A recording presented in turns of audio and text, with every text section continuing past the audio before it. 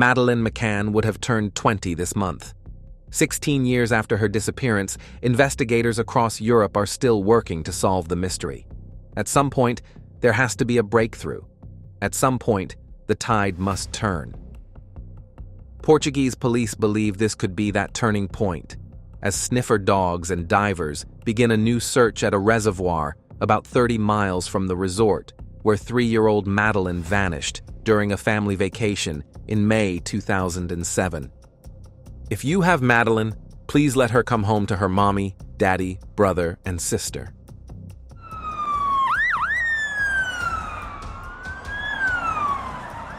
Today, I'm going to tell you a story that may completely change what you think you know about one of the most high-profile missing persons cases of our time. This is the story of a 3-year-old girl who disappeared during a family vacation in Portugal. But the most chilling truths only came to light in 2025. I warn you now, what you're about to hear may shake you to your core. The most horrifying details were kept hidden from the public for nearly 2 decades. If you're ready to learn the truth that will shift your entire perspective on this case, hit that like button and subscribe. And in the comments, let me know what city you're watching from, because this case still matters to people all around the world. Picture this. A little girl with golden hair and blue-green eyes peacefully falls asleep during a family holiday. Her parents are dining just 50 meters away, regularly checking on their sleeping children. But when her mother checks at 10 p.m., the bed is empty. The window is open. The child is gone.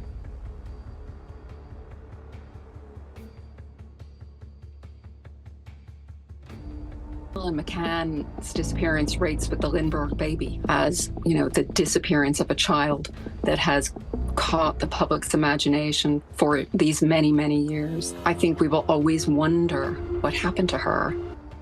This happened on May 3rd, 2007. 3-year-old Madeleine Beth McCann vanished from the Praia da Luz resort. Shockingly, it wasn't until May 2025, almost 18 years later, that German authorities revealed why they are now certain that Madeleine is dead. When you hear what they discovered, you'll understand why it was kept secret for so long. All I can say is how much that I love Madeleine. We both love our children dearly, and there was no way we'd ever have put them at risk. Madeleine was born on May 12, 2003, into an ordinary British family. Her parents, Kate and Jerry McCann, were successful doctors from Leicester. It is Madeleine had unique features, a small brown spot on her left calf and a dark streak in the iris of her right eye. She also had 2-year-old twin siblings, Sean and Amelie. The family seemed picture perfect. In late April 2007, the McCanns and their friends, later known as the Tapas 7, traveled to the Ocean Club Resort for a quiet family vacation. On the evening of May 3rd, everything went according to routine. At 7 p.m., the parents put the children to bed in apartment 5A on the ground floor.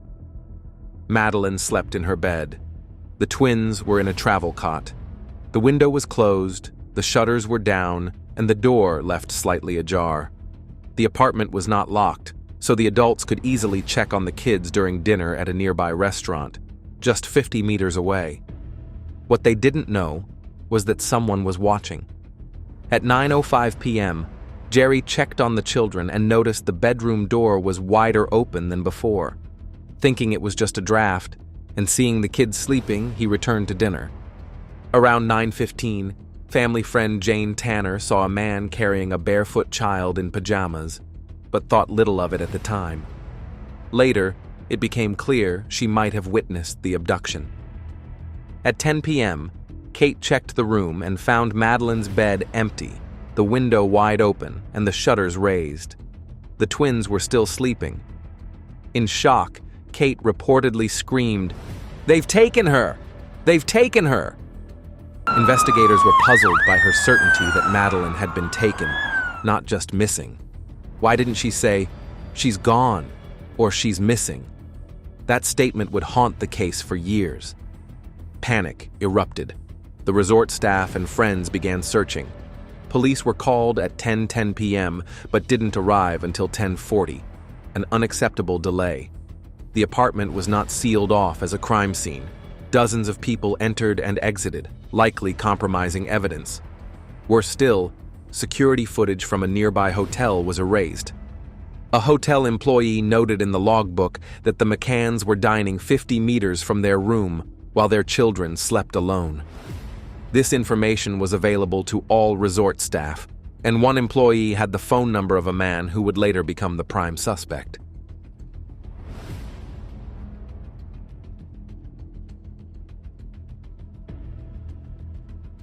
The early investigation was chaotic.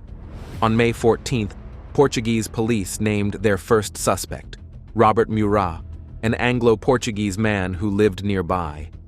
His home was searched and his pool drained, but no evidence linked him to the case. He was later cleared and compensated for the false accusations.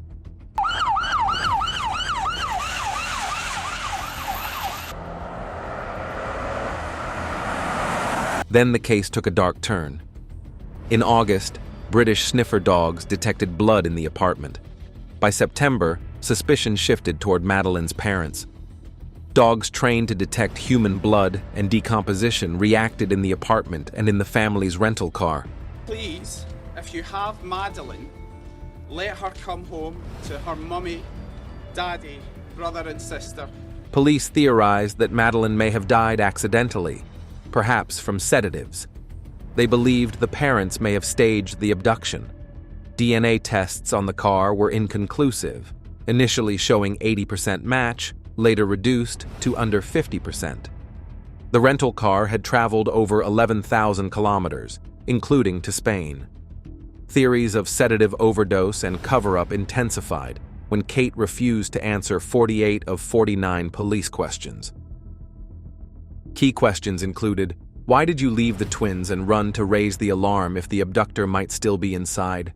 And it's our own team of investigators, and obviously we have to fund that ourselves. What did "we let her down" mean? Investigators were torn. Were the McCanns grieving parents or hiding the truth?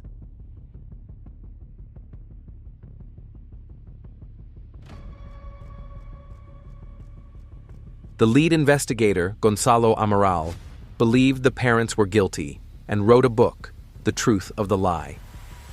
But in 2008, Portuguese authorities dropped all charges and closed the case.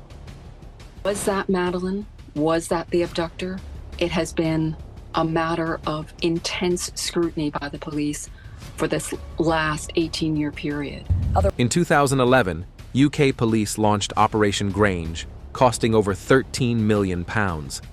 In 2013, Portuguese police reopened the case. A breakthrough came in 2017. A man calling himself Lars left a message for Scotland Yard, identifying a possible suspect. He was Helge Busching, a petty criminal who had overheard disturbing confessions from a German man named Christian Bruckner. At a 2008 music festival in Spain, Bruckner drunkenly remarked, "She didn't scream," in reference to Madeleine's case. He left the festival abruptly. This led investigators to Bruckner, real name Christian Fischer. Bruckner had a long criminal history, including sexual abuse of a child at age 17.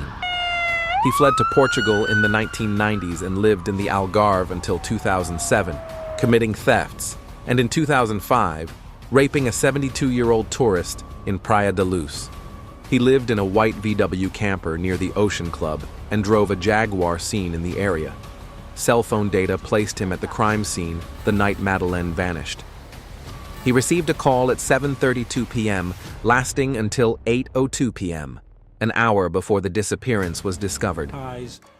The next day, he re-registered his car and fled Portugal. Bruckner continued committing crimes. He was extradited to Germany in 2017 and imprisoned for child abuse and the 2005 rape.